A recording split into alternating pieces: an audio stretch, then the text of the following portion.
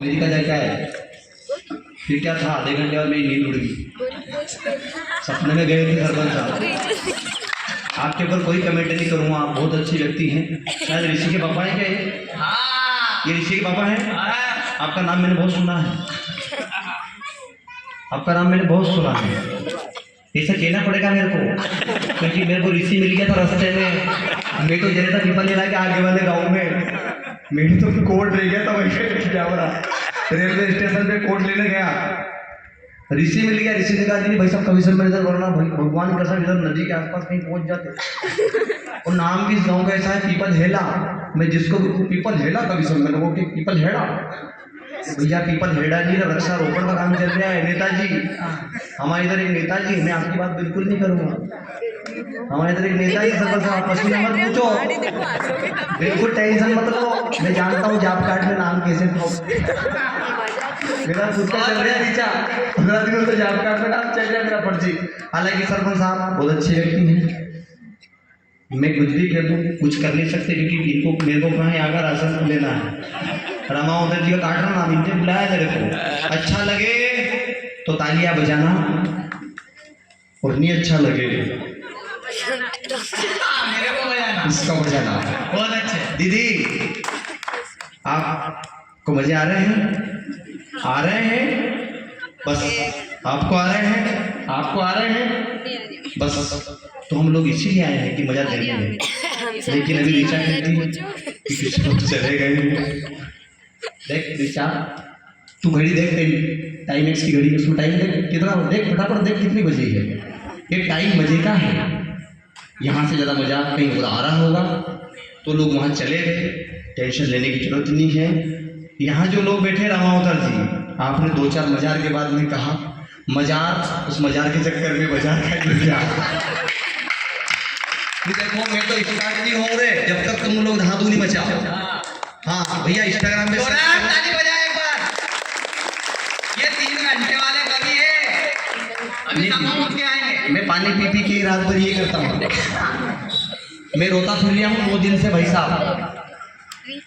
अब क्या पता कल दशहरे पे कहाँ रहूँगा, मुझे पता नहीं चलता है मैं कब कहाँ कैसे पहुँच जाता हूँ।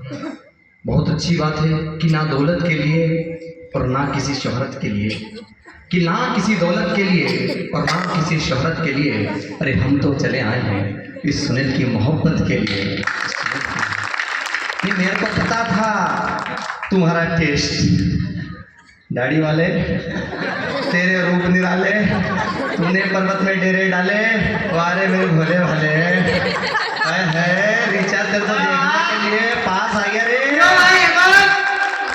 ऋचा सर्च करने क्या इंस्टाग्राम पे, वो भी मनोज गोडे मेहमान जी, मजे की बात है वो मनोज गोडे वो कवि है। अच्छा नहीं, अभी इसकी कुंडली देख रहा था मैं, इसके मांगलिक दोष है।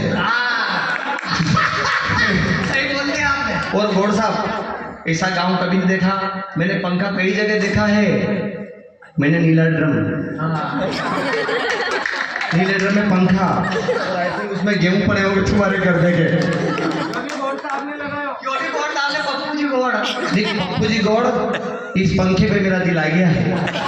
ये पंखा भी आपके गांव के लक्षण बता रहा है, बार बार थोड़ी देर इधर तो कम जा रहा है, ऋचा की तरफ ज्यादा लाइन दे रहा है। ऋचा ने कहा इसको सेट करो ना, पहला कवि सम्मेलन ऋचा जहाँ कोई माइक का लाली दिख गया है, वरना हमारे इधर कवि सब कौन माइक वाला, साउंड वाला कौन है, कौन है साउंड वाला, पहला साउंड वाला दिख जा रहे तू, वरना कवित्री के टाइम पे ऐसे आता है, ऐसे आता है। इसको सेट करने के चक्कर में कई बार कवित्री को सेट कर जाता है, और तेरे को अगर साउंड सेट करना आता है तो बाकी तो तू सब चीजें सेट कर लेता होगा मेरे भाई। नहीं मेरे को ये भंगार सुनूंगा देखो, क्योंकि मैंने देखा श्रृंगार फेल हो गया, फिर मेरे भाई ने चिट्ठियां बदली, अरे क्या यो गाँव तो बहुत डेंजर है यार, यहाँ तो कवि सम्मेलन नहीं चले, कसानी चले, सब चले, आसानी चले, बहुत चलता है मेरे भाई, आपने हम में दम होना चाहिए। और ना मेरे को बताऊं क्या दिख रहा है और साहब, मेरे को भगवान देव नारायण की कसम खा के मेरे को यहाँ पे लोग ही लोग दिख रहे हैं। वाह वाह, कारण है, उसका बहुत बड़ा कारण सुनील, मैं देश के बड़े बड़े मंचों तक जाता हूँ, अगर ऐसे कॉन्फिडेंस यूज करूं हाँ तो मेरे तो छोछड़ी भूखे मर जाए। वाह सरपंच साहब, हमारे यहाँ के सरपंच साहब है सीताराम जी रागी, पहचानते होंगे आप, नहीं पहचानते तो आप ऐसे करो, उससे ऐसा लगेगा सरपंच साहब का अच्छा दोस्त है ये। और मैं सही कह रहा हूँ, आपको मेरी सौगंध है, अगले साल आपको ऋषि भैया को कहकर इसको 50,000 दिलवाने हैं, बड़ा कवि सम्मेलन करवाना है। ताली बजाओ सरपंच साहब के लिए। ये बात मैं इसलिए कह रहा हूँ कि इनको फिर सरपंच बनाना है। वाह ये इसलिए बनाना कि ऋषि ने मेरे को रास्ता दिखाया, इसलिए बनाना है। इनके गले में एक ध्वज पड़ा हुआ है, वो ध्वज हम लोग देश के जिस बड़े बड़े कवि सम्मेलन में जाते हैं, सरपंच महोदय, अगर ये ध्वज नहीं होता तो हम कभी लोग भूखे मर जाते हैं 5 साल में। एक सरकार का नाम नहीं लूंगा, एक सरकार का नाम नहीं लूंगा।